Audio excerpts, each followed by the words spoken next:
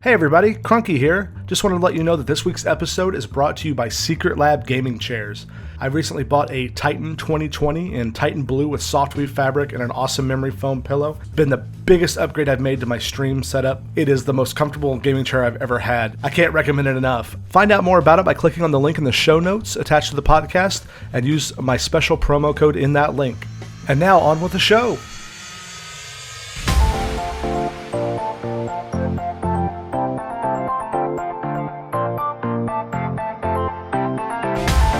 Welcome to Go Lurk Yourself, a podcast about playing video games and streaming on the internet. My name is Crunky. And I'm Sunny D. Today we're going to talk about Link's Awakening, but before we get to that, we're going to talk a little bit of gaming news, a little bit of what we've been playing, and I want to let everybody know up front, I have not finished Link's Awakening yet. I've played roughly 75% of it. I'll save my opinions for it till the end, and Dee has not played any of it. Is that right, Dee? No, I have not. You haven't played the original or the remake, right? Nope. Okay. I just wanted to be up front with everybody. We had a bunch of stuff happen in the last couple of weeks, so I've not had the time to put into it. It's probably I want to say 20-hour game, give or take. And I got about 3/4 of the way through it, but we wanted to get the podcast out. It's already been several weeks since it's released, so we wanted to talk about our impressions of it. It's not going to be a full review because obviously we haven't seen the whole thing. I have watched the whole thing on streams, like in the evening before I go to bed, so I have seen all of it, but I've not played it for myself. I thought that was good enough for an impressions video for everybody. But speaking of Zelda, Dee, I was just reading yesterday that there's some serious rumors swirling around about a Switch 2.0 or a Switch Pro that was rumored last year will launch with the new Zelda Breath of the Wild sequel. Oh, wow. Yeah, that what I've read about it so far is that, like, basically sort of like how Majora's Mask was a direct sequel a year later to Ocarina of Time back in the 90s. That they're going to do something similar because they're going to reuse a lot of assets from Breath of the Wild and the same engine and everything like that. That it's not going to take them 5 years to make this one. They're gonna have it be. So the rumor is, none of this has been confirmed by Nintendo, other than that it's in development. It's going to be like a darker tone, and the trailers certainly show that. Like you show like a reanimated corpse of Ganon in the trailer. But the rumor is from a couple of credible leaking sources that the system it'll come out in either 2020 or very early 2021 with the Switch Pro that's only a home use model. Like, you know how the Switch Lite came out and it's just portable? Oh, yeah. The rumor is that there's going to be a beefier, more powerful, directly for home use only console. What do you think about that? Oh, that's interesting. Wow, that's going to be interesting because I'm surprised that they would do that since the Switch, being able to take it out when you want and then run around with it and, put it back and put it on the big screen has been such a big impact for them. I don't think the Switch would have done as well if it was just a normal home console compared to, PS4 and Xbox. Yeah, that's true. But this is Nintendo we're talking about. Yeah. I mean, they've sort of already taken that step by putting out a Switch Lite that is only portable. You can't plug it into your TV. I guess that's true. Although I have not looked this up yet, but I was at GameStop earlier this week at lunch. There's a GameStop near where we live that's like down the street from where I work. So I go there at lunch sometimes to kill a lunch hour, and the guy was telling me that there's people online who figured out with a series of cables how to hook a Switch Lite up to a TV. Really? Yeah, I guess I don't think he really. This is what he said, and I'm like, I don't see how this works, but he said you take a USB-C cable, plug it into an adapter that turns it into micro HDMI, and then you take a micro HDMI to regular HDMI cable and plug it into your TV, and then like if you use a certain brand and a certain combination, it works. And I was like, yeah, I don't know if I'm going to be doing that. Jeez, that sounds crazy. Yeah. So, you can have your Switch Lite and play it on the TV if you don't mind being very, very risky. But yeah, I mean, I remember when the Switch came out, people were like, "There's no way that a system can be beefy enough to do that." To be play to power a big TV and a small screen at the same time, which ended up not being how it worked. You know, it was either one or the other, and it just changed its display adapter when you put it in the dock. But I think a home console could be interesting, especially since they are doing, you know, they're clearly splitting their hardware up with having the Switch Lite, especially if it could dedicate more horsepower to like, we'll get into this a little bit in Link's Awakening, but like, you know, smooth out some frame rates and be a little beefier. Oh, that's true. And it would be nice to get some of the newer games at, you know, the higher resolutions that they'd be able maybe to do with a home console. Yeah. I'll be interested to see what kind of price point they come out with then. That's true. I mean, the Switch Lite was $100 cheaper than the Switch, so you would think, you would think, or not $100 cheaper, was it? What was the Switch when it came out? Was it $250 or $300? I felt like it was $300. Yeah, because wasn't the Switch Lite is $200 US, and that's a pretty easy price point for a portable system. Like I don't like playing in portable mode, mostly because I don't like the small. You know, even though that screen is a great big size on the Switch, don't get me wrong, the Switch Lite's a little bit smaller, and you know, I don't my big fat meat hooks. I can't play a Switch. I can't play a DS or anything like that for very long for my hands start hurting, and I don't want to have to buy like a $50 accessories to give it like handholds. You know, right? But I was about to say I did hear the Switch Lite is very sturdy though, and that some people who have bigger hands actually feel like it is comfortable the way really? It's set up. Yeah, I and have not heard that. And you don't get as tired holding it compared to the other one because it is a little lighter. So that's what I heard. Well, I'm gonna just go ahead and not worry about that because I like that. I like my Pro controller. I don't blame you. Well, that's a little bit of gaming news that we've read about. There's been a lot of stuff happening with on the other side of outside of Nintendo, but this is more of a Nintendo centered episode. So, well, I say that we're about to talk about some non-Nintendo games right now. Let's talk about what we've been playing lately. Go ahead and go first, Dee. I've been playing Rainbow Six, of course, right. Siege. I've been playing Warhammer Vermintide 2, which is interesting. Oh, we talked about it on the podcast when it was released like a year and a half ago. Oh, yeah. Oh, man, that was a long time ago. It's been out for a while. I know. I started playing it with a couple friends. It's interesting. It kind of reminds me of like a first-person Diablo. Because you're pretty much going around just, you know, hacking enemies and then at the end getting, you know, lots of loot. And then yeah, it was March 2018 is when it originally released. 20, yeah. Oh, man. I was like, I want to play that game.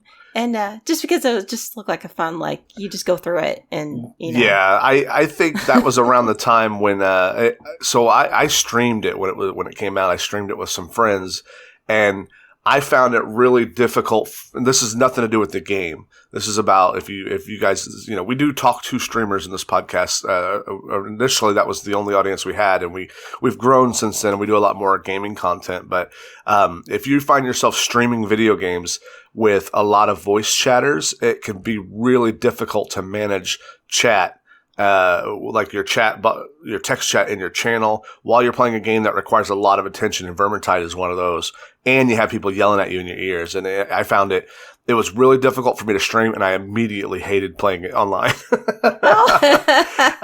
And it's also one of those games that like it's a PvE challenge, so they're continually stepping up the challenge to you as far as like how much you can handle simultaneously. So like, one of the things that I don't like is when a game will purposefully distract you in the front and then hit you in the back. And that's one of those games where I couldn't hear the enemies were coming behind me until they were hitting me.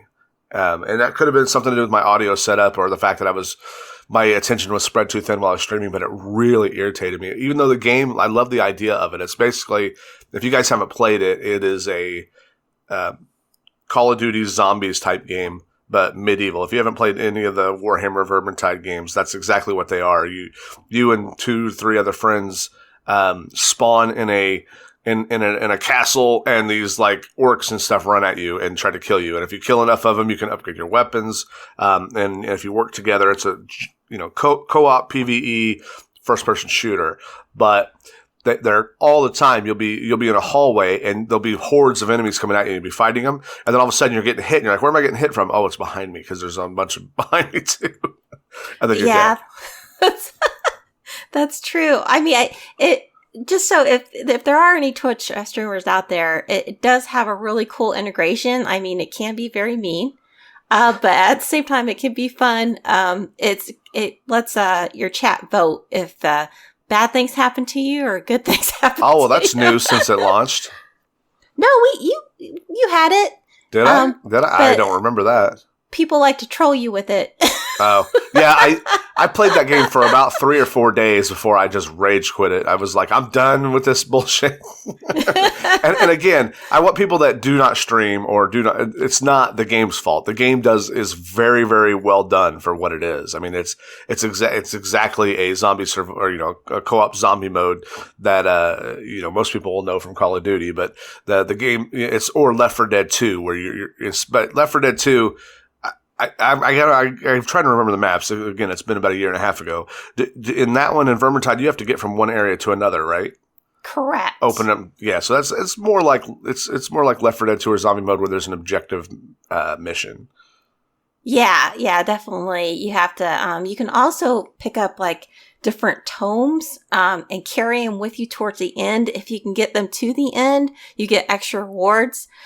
Problem is you can't carry a health flask at the same time. You have to drop it, then take the health, and then remember to pick it back up and take it with you. Oh, wow.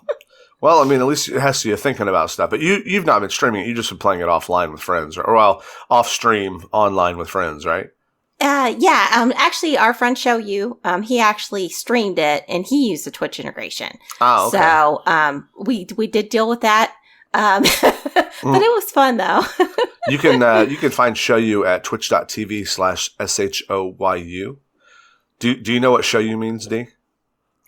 I can't remember. It's Japanese for hot sauce. Or for soy sauce, not soy sauce. Oh yeah, okay. Which was his nickname when he used to play basketball. Oh. But yeah, so anyway, Vermintide 2, my impression of the game still a year and a half later is that it's a good game to play while not streaming. Like I don't care for streaming it, but there's just so many damn games. I remember specifically when everybody was really excited wanting to play it, and everyone was giving me grief for not playing it. I'm like, I hate it. I don't want to do it anymore. Leave me alone. You want me to be miserable? No. Well, the game that I've been playing a lot recently, I obviously have been playing some standbys. We actually, the Super Squad has been playing PUBG again over at General Chaos's channel the last couple of weeks. We played it yesterday, but I've talked enough about that game on this podcast, and obviously Rainbow Six. But Lara Croft, Shadow of the Tomb Raider. Lara Croft, Shadow of the Tomb Raider. I recently rebuilt my computer with a new graphics card, and I built a streaming PC, which I do not recommend ever doing unless you have someone you can pay to do it for you. But it is it's basically the last of the trilogy of the new Tomb Raider reboots. And we talked about it on this podcast with Cherry Cake maybe a year ago when it came out. And at the time, it had really bad performance issues. I remember because Cherry was really looking forward to playing it, and she could barely run it because of the de novo copy protection. Yes. And when I was stress testing my computer, I was looking at, okay, what are some really graphic intensive games? And even though it's a bit older, it's still one of the gold standards for the use of ray tracing, which the RTX graphics cards are known for. So since I got this new card, excuse me, I wanted to try it out, and I got to messing around with it, and I initially had no interest in playing the game. It was on sale on Steam for like $7 or something. I'm like, I'm going to try it. I'm going to get it just to really run its stress test. And then I got to, it's such a beautiful game. I played through the intro, and then I started collecting the stuff, and I started moving on, and I'm probably, I think the game says when I load up, I'm like 40% through it now. Oh, so that's great. you get to this big city in the middle of the game. It's called the Hidden City, and it's like on a mountain. And I was running it on Ultra with RTX on medium, and it started crashing when I got to the real big areas. So I had to tone it down last night in order to finish a certain area. But it's been fun. I was talking with some friends about this game, And the general consensus is that this is the weakest of the three. Like their eyes were bigger than their stomachs. They wanted to make this big epic sweeping thing, and they got about half of it right.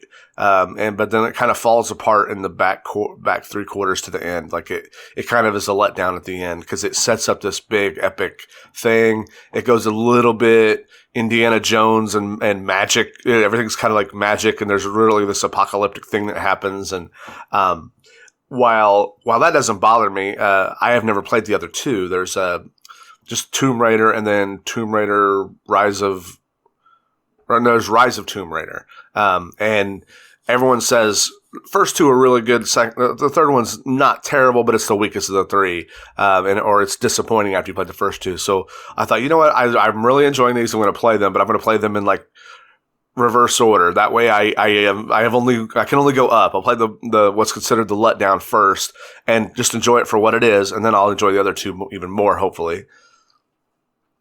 Yeah, I love the first two. Yeah. I really enjoyed the first two, and I've heard from the third one because I had that same problem. It still had the Denuvo software, and I was having problems, and I didn't have my newer graphics card either when I tried to play it. So I'm gonna have to try to play it again. I think the mechanics look really good in the new one. I think they've always improved on that through the games. Okay. But the I've heard the story's just not quite as strong.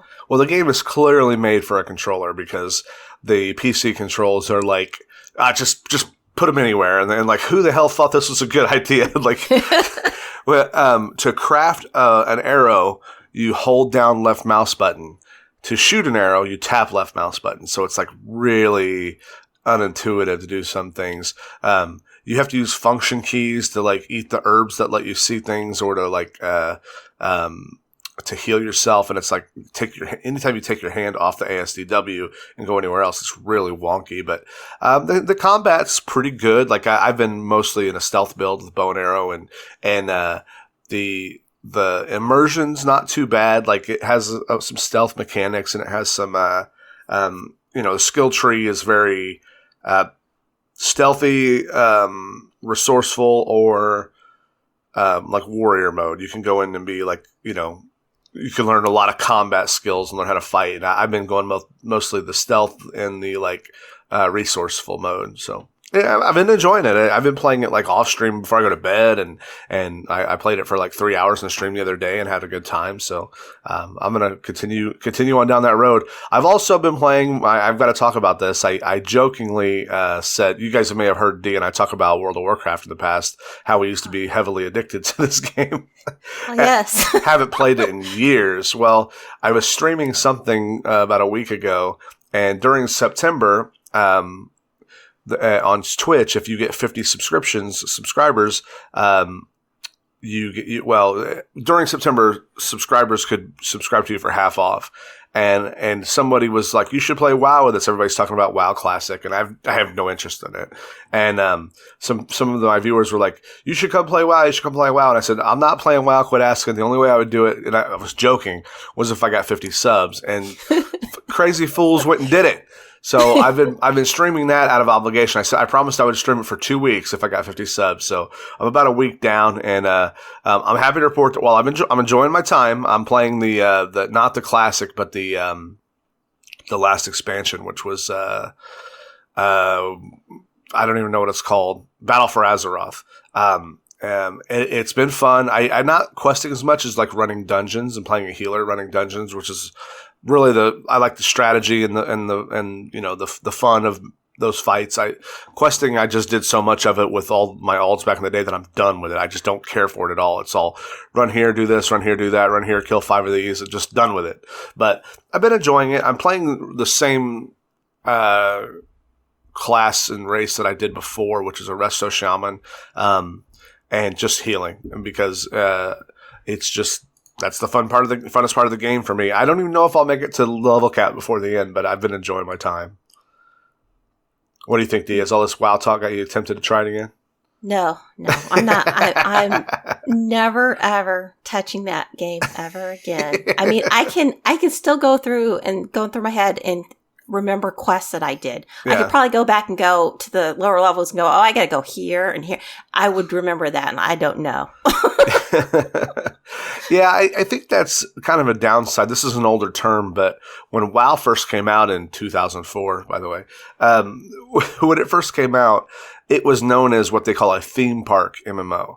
That instead of just an open sandbox that you go and make your own fun in, it was a open area that had like things to do inside it, like a quest line or a dungeon or and you know like a roller coaster or an attraction. So that kind of mentality is great when your main problem before that is, with MMOs was there was just not a lot to do.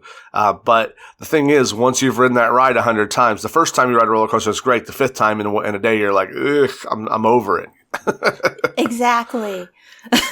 And in WoW, I used to make alts because we'd always need other characters, and then they introduced multi-specking. So I had probably at one time I had 5 level cap characters, and it's just like that means you did all those quests 5 times. I was just sick of it. Yeah, if I did it, I'm not going to do it again. But I agree with you on going the excuse me, the dungeon route. Yeah. Because that is one thing that I always did appreciate is the dungeons did have a challenge to them, especially if you're just going in there with random people. Right. But yeah. You don't know challenge until you're trying to heal randos in a dungeon. Yeah, let's go as fast as we can. Yeah, tanks that just they think they'll teach the DPS to do more DPS by pulling more mobs. Exactly. Okay. But let's forget about WoW. Let's forget about all the non-Nintendo stuff, and let's talk about Link's Awakening. Yes. So tell me, Dee, did you see trailers? Have you seen much gameplay of this? I've seen trailers. I've seen a couple, just like I didn't catch the whole stream or anything, like just a couple people playing it. It looks adorable. So if you've been living under a rock and don't know, Link's Awakening is a remake of a very old, was it 93? Yeah, 93 Game Boy game that was remade on the Game Boy Color. And then it's on Virtual Console on a few of Nintendo's consoles, maybe Wii or Wii U, I don't remember. But basically, it was the portable version of Link to the Past, which was the SNES game. So it's a top-down open world with several dungeons, and then you've got your fetch quest on top. You got to talk to some NPCs and exchange some weapons, find the dungeons, go beat the dungeons, and then get to the end. But it's famous for, and I'm going to stay away from spoilers, so I'm not going to say anything about the ending. I'm just going to talk about how Link's Awakening's formula compares to any other Zelda game, top-down Zelda game you may have played. But it takes place on an island, like the opening cutscene. Link's on a boat and it crashes, and he wakes up on shore, and it's very strange. Like I watched a YouTube documentary or mini documentary about the making of this game, and the developers, it was a pet project with someone at Nintendo, and they worked on it after hours. They were originally supposed to port A Link to the Past to the Game Boy, and in like doing technical tests of what the Game Boy was capable of, they started like just tossing everything in there, like testing after hours. So they would throw in like Mario and Yoshi and Goombas and things from the Mario universe, Thwomps, for example, and those things would show up. And as they started to like work on it, they started making it its own thing. And then they finally got approval to actually make the game the way that they wanted, and they left some of that stuff in there. So it's one of the first things you see when you run around in the overworld is that there's a chain chomp in it. Oh wow! From Mario Brothers. They call it a Bow Wow there, but all these things have like slightly different names in there. But clearly the assets have been reused, and that was in the original Game Boy version. Well, that game's what do we say? 25 years old now. 30 years old. Yeah, it is. Man, now I felt old. So they've when they brought it to the Switch, they gave it a very cutesy little toy look to it, like and they did that, whatever that visual effect is that makes things look like models. Have you ever seen like they take a picture of a city and they do some visual effect that makes it look like a model city? Yeah. And they've done that with the game, so it's kind of like got these blurry outside edges to kind of bring your focus to the middle, and then they've got all these Mario characters. The trees are very cartoony, but they look almost like they have a plastic sheen to them, like they're made out of like little plastic figures, but they're moving. Yeah, it kind of reminds me of like a claymation.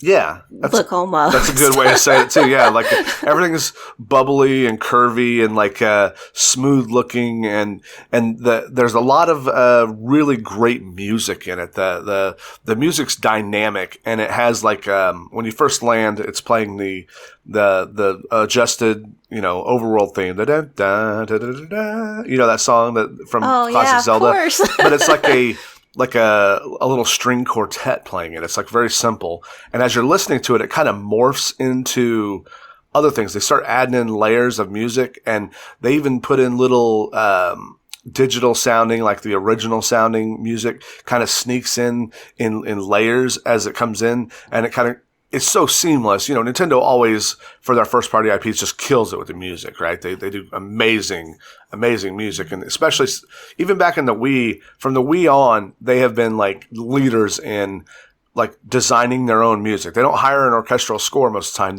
They like have their own in-house groups that do these things. And it's been pretty amazing. Do you remember watching that documentary on Mario Kart 8? Oh yeah, and how they hired all these different bands and they play like jazz and big band stuff, and like Nintendo's been killing it with music, and this is no exception. This one continues to be really amazing. The downside to Link's Awakening for me, there's one technical thing we talked about earlier, and that's the frame rate when you're in the overworld. So in the original Link's Awakening, when you're walking around in the overworld, you basically have one screen, you walk to the edge of it, and it kind of slides over. Very old school Zelda, right? Right. And this one, the overworld is one big scrolling piece, and the Switch, even in docked mode, just can't keep up with it all the time. When there's too many things going on the screen, it gets a little bit of slowdown. The frame rate drops from 60 down to like below 30 for a minute. It's very noticeable. But it's only in some areas. It's not the whole map. It's not, and I don't think I ever noticed it in a dungeon, because the dungeons, unlike the overworld, the dungeons do jump screen to screen. So I think in retrospect, after playing it for, I've probably got 12 hours in it. And I've done a lot of overworld wandering. The compromise was the right choice. I think having the overworld scroll made it feel newer than if they would have left it scrolling like the old ones. Oh yeah, I could see how. I think they almost it's almost got like a blurriness off the edge of it. Correct? Yeah, that's that effect that makes it look plasticky. Yeah. I think for them to pull that off and then just once in a while have that problem, I could see that happening. They probably really wanted that effect in there, though. Yeah, definitely. Do you remember? It's funny how stubborn I've become about frame rates and stuff. But when you and I were younger playing the NES, how many games had like flickering and slowdown, and we just dealt with it. We didn't care. We think, because we were kids. We were like, this is fun. Yeah, what's that? We'll get through it. Remember Chip 'n Dale's Rescue Rangers? It might have been when we bought the NES Mini and we were replaying it on stream. I'm like, I forgot how gross this game could get in fives with the slowdown, and like that's a game where two players are playing at the same time, and if 4 enemies plus you two plus things you could pick up out of the screen, it would just chug. It was like, oh my god. Oh yeah. And we still played it. We played it recently when the NES Mini came out a few years ago. Oh yeah, I love that game, but I forgot how hard it was. But back to Link's Awakening, the game has its own new modern charm to it. Like someone else I watched explained it this way, that like the new graphic style, it does for modern players and older gamers, it kind of recaptures the charm visually that maybe would be lost if you played the original black and white version today. That was more 16-bit looking or actually 8-bit looking sprites. Because the game has a surrealness to it that is very purposeful, but also interesting because everything's just slightly off kilter, a little weird. The developers say that this game was heavily influenced by Twin Peaks, the TV show from the 90s, which had a lot of the surreal elements. So if you've never seen it, it was a mini series about Who Killed Laura Palmer, and it got weirder and weirder every week, and was complete with like abstract visualizations and weird dream sequences and all kinds of insane stuff. And that's a good comparison to Link's Awakening in that things are strange. Like as you start running into NPCs and fighting bosses, they start saying really weird things that don't make any sense. And it does have a really good payoff. I don't want to ruin it, but it has a really good way of explaining all this toward the end. Would you agree, Dee? Yes. Have you watched the ending of this on stream anywhere? I haven't watched the ending on stream, but I've saw some, like the YouTube videos explaining about the story. So well, be careful! Don't tell anybody. Don't tell anybody. I won't tell anybody. Don't give anybody a spoiler for this 30-year-old game. But no, I've heard. Oh no! Please continue. I've heard. Now they've done quite a few like improvements with like you can actually hold a shield and sword in this one, right? Instead of like on the Game Boy, you could only have one or the other up. Is that right? Yeah, they all the different items used to have different. There's only one slot to put an item in, so you had to like unequip and reequip and unequip and reequip. Now you can put I think 2 items onto 2 buttons. So there's still a little bit of switching later on when you're using something you don't use very often. But like, you can all the time have a sword, all the time have a shield. Your sprint thing that you find that lets you sprint is always there. And then I'm trying to think what the last one is. I don't remember off the top of my head. I haven't played in a few days. Just so everybody's aware, this WoW thing kind of threw off my schedule. I was planning on talking about Link's Awakening a few weeks ago, but because of the WoW thing, I've been like behind schedule. And we had another guest who was going to be on for this one that couldn't make it. So I was like, even though neither one of us are done, and this person had finished the game, even though we're not done with the game, I thought we could still talk about our impressions of it.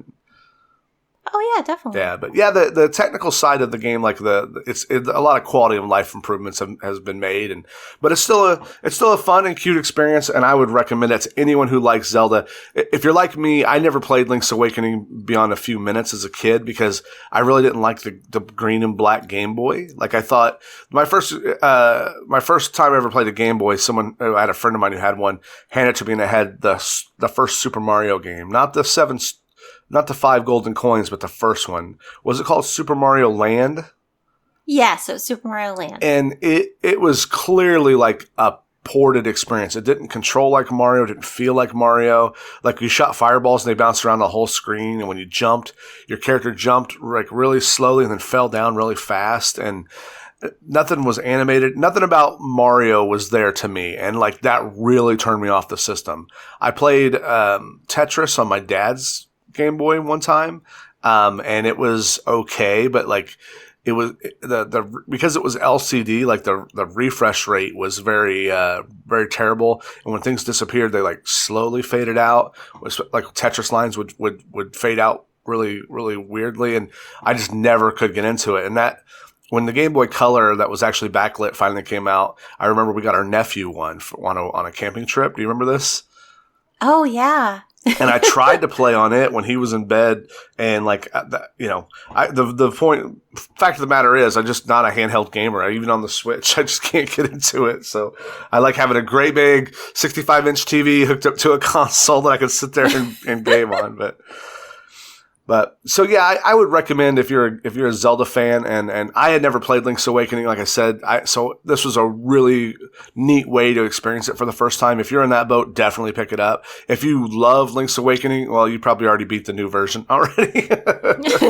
But if you're on the fence or you don't like I see a lot of people saying, "Oh, it's $60 for a for a re-release of a 30-year-old game. I'm like, yeah, but it's not like they didn't have to completely remake it. Yeah, it is almost like a one-for-one remake in that where everything is exactly the same.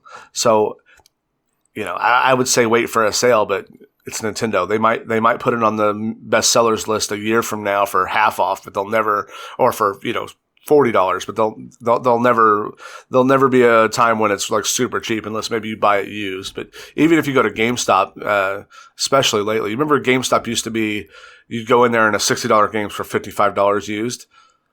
Oh yeah. I was in there yesterday and all the lowest priced Nintendo produced title used was $48. Oh my gosh. Right? I'm like, what are you guys doing?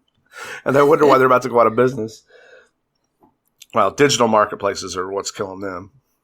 Yeah, that's my opinion. That's true. Yeah. So I went into the GameStop earlier this week, and in the front of the store now is all their gaming gear, merchandise, all their little toys and trinkets and stuff. That's like when you walk in, that's clearly what they want you to look at first. All the games are in the back. Yeah, they're going towards that more. Yeah. Trying to do that, and I think they're trying to. Is it like the older systems though? They're going to try to, provide those more like easier access to those, like the older games and stuff. Somehow they're trying to do that. I've heard that, but our GameStop doesn't have any of that set up yet, at least not visually. I talked to the guy, because there was some news a couple weeks ago about like GameStop closing 250 some stores, maybe 300. I don't remember the exact number. And I said, are you guys safe for now? And he's like, as far as I know, we are. He goes, we're not on that list that came out a few weeks ago. He goes, but that was a few weeks ago. Who knows what next week will bring? I said, oh man, that stinks. And a couple of their longtime regulars are gone. So that's what made me think that they might be closing and this guy was just covering until they were gone. But he was like, no, they just saw the writing on the wall and moved on, which is sad because like as much as GameStop gets a lot of flack and they've earned some of it, right? They with their used pricing, that was legit the only way they made money for a while. I mean, that's how they kept their doors open was that up, because renting out a retail space, and paying employees and all that stuff. If your margins on a brand new $60 game are pennies on the dollar, then you're going to have to do something to pay all those employees and pay the leases on those places. And I like having a retail shop to go into. It's neat. And GameStop has done better job than most places of having like other things there to look at and do, like having your gaming only stuff that you normally have to buy that stuff online. What a retail shop does that a digital shop can't, or like an Amazon or a place where you why would I buy this toy here when I can get it on Amazon for $5 cheaper? Well, a couple reasons. GameStop is a place you can go and find things you didn't know existed. When I go shopping online, I know what I want. I'm looking for it. But very rarely do I go on Amazon and find something I didn't know I wanted. You know what I mean? Oh, yeah, definitely. I mean, there's been so many times that, we've taken our daughter in there and she got all excited about finding a toy that I didn't even know existed. Exactly. and I don't know if there's a lot of parents listening or younger children listening right now, but because it's just generational gap, Dee and I, we have a hard time finding things she's interested in. We want to game with her, but all she wants to play is like games that we've never heard of or wouldn't enjoy. we try and we can't get into. And I thought Overwatch would be a good one for her to get into because it's a little cartoony, it's a little shooter, and she just won't play it. So I'm like, well, okay, what do you want to play?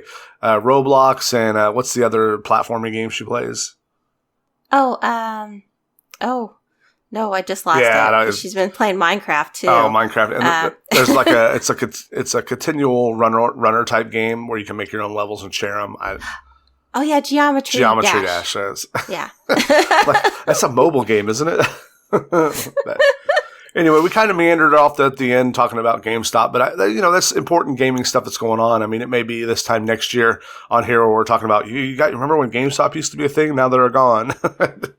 Oh, that makes me sad. I mean, it's the natural course of retail, I think, right now. I mean, until if they don't have a way to be creative and undeniable in the marketplace, like they have to offer something that most places can't.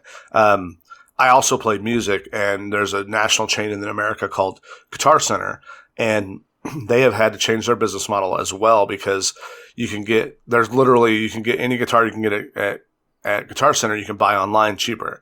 So you go there now and they have like unique experiences like classes and straight up lessons, or workshops for bands and things like that. So they're doing things to stay relevant, something an online place can't offer, right? They're making a hangout or a place to meet up, which could be, could be its own bag of trouble, but at least they're doing something to stay relevant. That's true.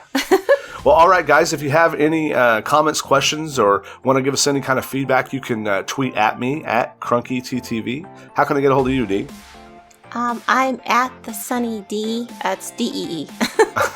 And you can also watch either one of our streams. Go subscribe to us, or follow or subscribe if you like. But following's free. Subscription's $5 at twitch.tv/Crunky with 2 N's. And D is at the Sunny D. That's DEE. Yes. And we will talk to you guys next week. Thanks. Bye. Bye.